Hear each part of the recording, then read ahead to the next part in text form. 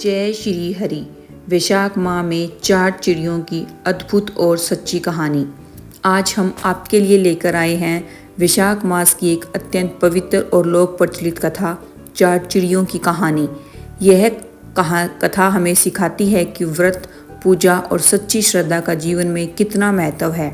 इसलिए इस कथा को अंत तक अवश्य सुने।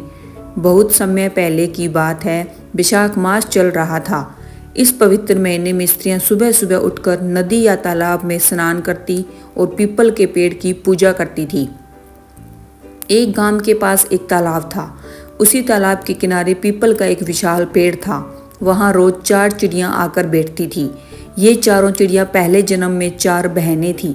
चारों चिड़ियों का स्वभाव अलग अलग था। पहली चिड़िया बड़ी बहुत श्रद्धालु थी। वह रोज वैशाख मास में स्नान करती, पीपल की पूजा करती और पूरे मन से व्रत रखती थी। दूसरी चिड़िया कभी कभी व्रत करती थी, लेकिन मन से पूरी नहीं थी।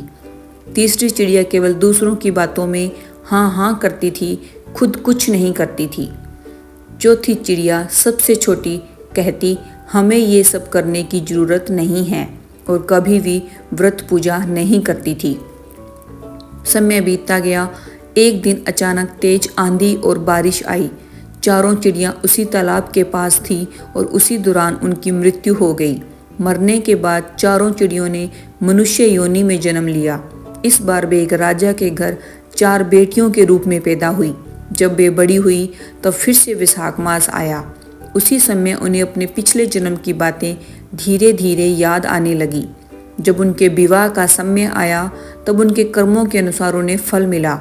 बड़ी बहन को बहुत धन, सोना, हीरे जवाहरात और सुख सुविधाएं मिली। दूसरी बहन को उससे थोड़ा कम सुख मिला। तीसरी बहन को साधारण जीवन मिला। सबसे छोटी बहन को बहुत कठिन जीवन मिला, क्योंकि उसने कभी व्रत और पूजा नहीं की थी। एक दिन चारों बहनें आपस में मिली। सबसे छोटी बहन ने पूछा, दीदी, आपको इतना सुख क्यों मिला और मुझे कुछ भी नहीं मिला? तब बड़ी बहन ने समझाया, पिछले जन्म में हम चारों चिड़ियां थी। मैंने पूरे मन से वैशाख मास का व्रत और पूजा की थी, इसलिए मुझे पूरा फल मिला। दूसरी ने अधूरा किया, इसलिए उसे आधा फल मिला। तीसरी केवल हाँ हाँ करती थी, इसलिए उसे थोड़ा फल मिला। और तुमने कुछ भी नहीं किया, इसलिए तुम्हें कोई फल नहीं मिला। यह सुनकर छोटी बहन को अपनी गलती का एहसास हुआ। उसने निश्चय किया कि अब वह भी वैशाख मास का व्रत करेगी। अगले वैशाख मास में उसने पूरी श्रद्धा से स्नान किया, पीपल देवता की पूजा की और व्रत रखा। धीरे धीरे उसके जीवन में भी सुख, शांति और समृद्धि आने लगी। सच्चे मन से किया गया व्रत और पूजा हमेशा फल देता है। अधूरे मन से किया गया कार्य अधूरा फल देता है। केवल सुनने से नहीं, करने से ही फल मिलता है। धर्म और श्रद्धा से जीवन में सुख और समृद्धि आती है।